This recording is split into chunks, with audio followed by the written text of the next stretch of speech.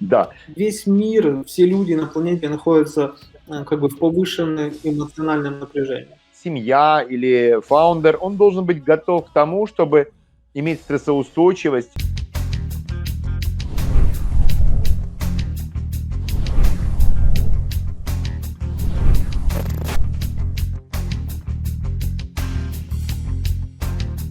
Добрый день, привет из солнечного Тель-Авива. Сегодня у нас в гостях Shopsite Troubleshooting, Андрей Францев, наш партнер и наш друг. Андрюша, привет. Здравствуйте, рад видеть вас, Ефим Михайлович. Да, я тоже взаимно очень рад.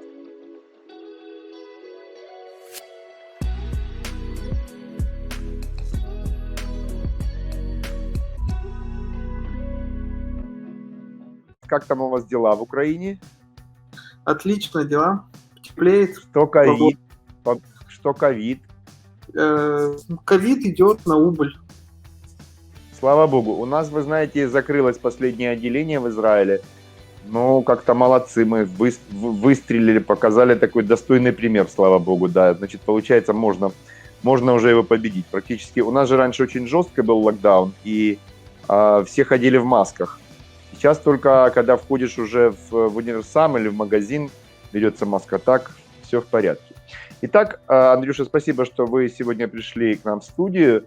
Наша тема сегодня – эмоциональная информационная безопасность. Такой проект, с которым мы с вами взаимодействуем уже несколько лет, и он пользуется очень повышенным спросом. В первую очередь, это образовательный продукт, больше, можно сказать, такой профилактический.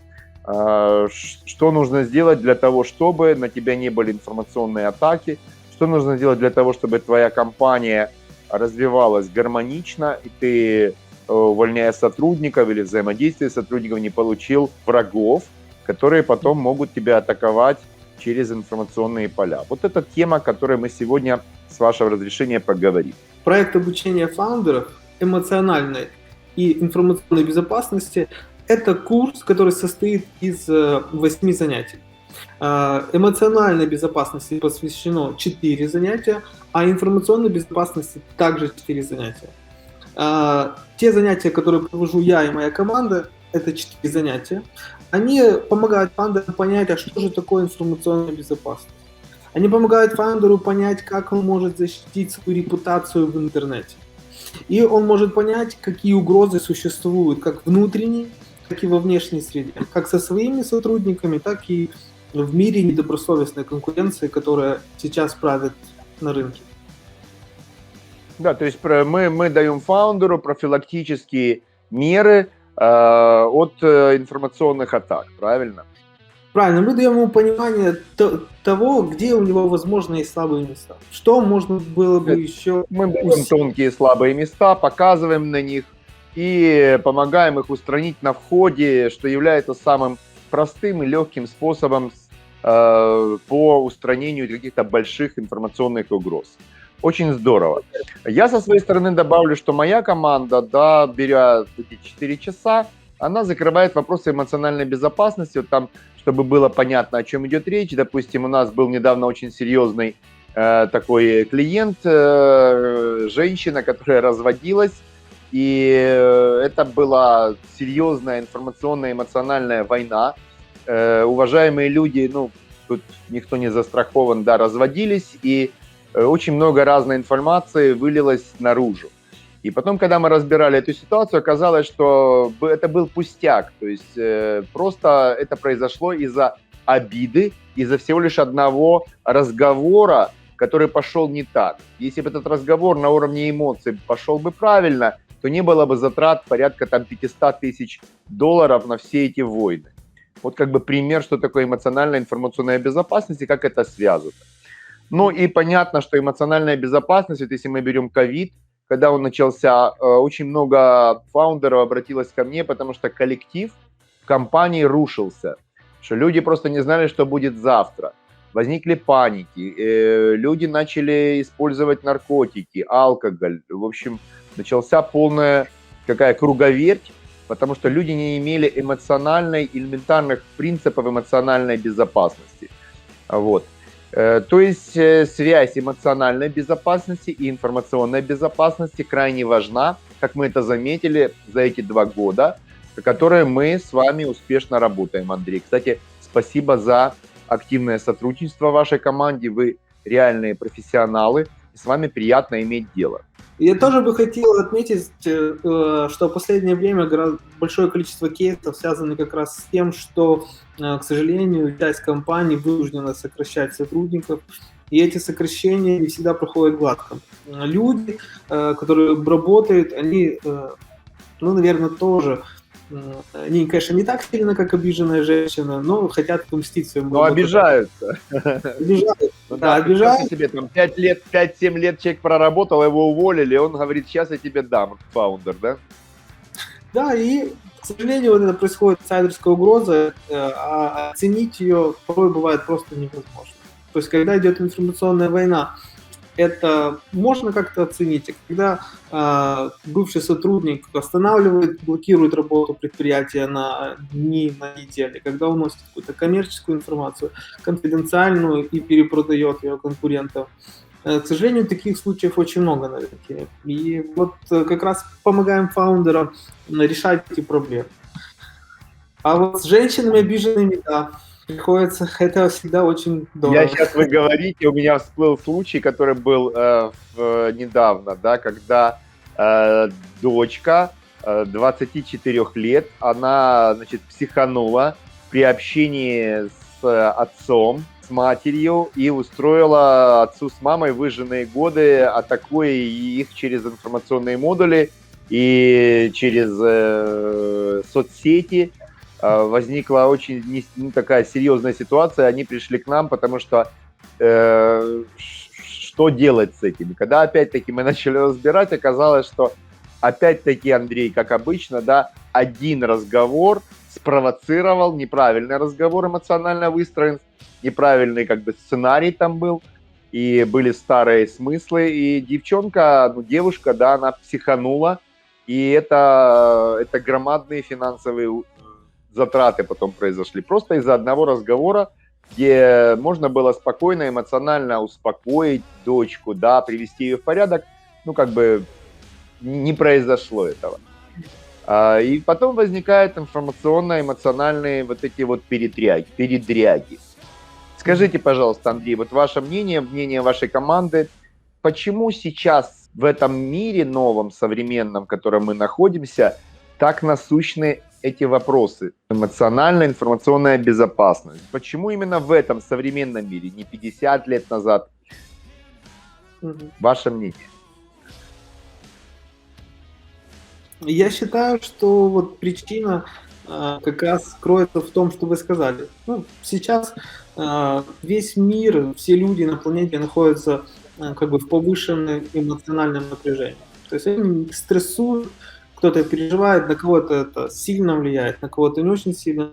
Но в любом случае мало людей, по крайней мере я знаю мало людей, которые находятся в эмоционально стабильном состоянии и спокойно. При этом возникают конфликты, и эти конфликты, они происходят в интернете, так как все сидят удаленно. Соответственно, на этих конфликтах происходит большое желание сделать какую-то гадость у людей. К сожалению, я вижу такую тенденцию. И, вы знаете, накладывается такой момент, что в интернете есть много людей, которые ищут себе работу.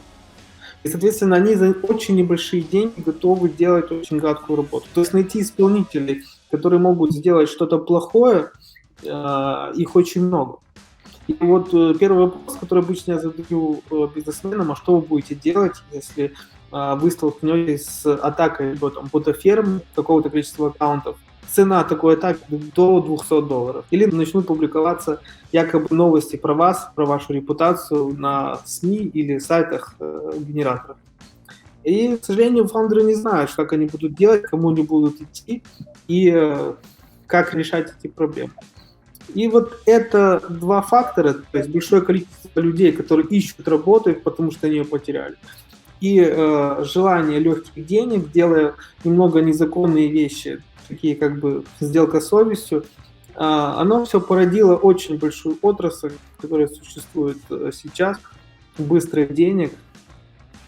Это сейчас, ну, как бы на пике. То есть самая большая проблема в отрасли информационной безопасности, она называется как бы бой с тенью, и тот шлак, тот самый низший уровень исполнителей, который сейчас превалирует на рынке. Это очень здорово, что мы имеем эту возможность дать базовые знания, как предотвратить такого рода информационные атаки или эмоциональные взрывы. У нас много таких кейсов, где мы уравновешиваем взаимодействие в семье и уравновешиваем взаимодействие в бизнесе. В бизнесе это между фаундерами и SEO, убираем эмоциональные передряги, да, а в семье это обычно между мужем и женой. И я очень четко заметил, что если эмоциональные связи между мужем и женой сильные, и они находятся в бизнесе, это всегда способствует развитию бизнеса. И как только в семье между мужем и женой, если у них общий бизнес, начинаются передряги, бизнес в буквальном смысле разламывается на части. Вот. И потом уже идет следующая история, да, то есть, потому что эмоциональная, информационная – это очень такие прямые, тесные связи, да, информация, эмоция – это то, чем сейчас живет современный мир, да. Потому что раньше не было, раньше были некие законы, патриархальные, но законы, и по этим законам как бы женщина вела себя определенным образом. Я не говорю, что правильно, да. Не было такой скорости процессов, которые вел интернет и соцсети. А сейчас и обрушились связи. Уже, скажем, сын гончара уже может быть плотником, а сын плотника может быть айтишником. А сын айтишника может быть профессором, понимаете?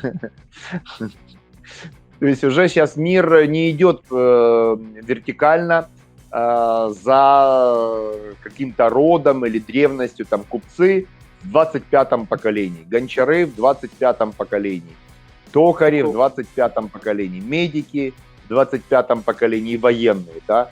Сейчас все вот разрушено и полный хаос. И в этом полном хаосе еще ловят рыбу разные недобросовестные конкуренты и люди, которые просто на этом зарабатывают. Я рад, что мы дали вот эту информацию. Я думаю, она многим пригодится, потому что я считаю, что эмоциональная информационная безопасность – это основное, что является трендом современным, то, что является и будет трендом и в будущее время. Я бы хотел добавить еще, что вот семейное эмоциональное состояние крайне важно, потому что бизнесмен должен заниматься бизнесом. А если бизнесмен вместо того, чтобы заниматься бизнесом, думает о своей жене, о том, что она ему сказала, как она ему выносила мозг, то, соответственно, ни о каком бизнесе не может быть и речи. Вот эти вот простои, они могут вылиться в полную потерю. Поэтому эмоциональное стабильное состояние бизнесмена, оно напрямую влияет на успешность его бизнеса, на те решения, которые он принимает, на взвешенность этих решений и на эффективность.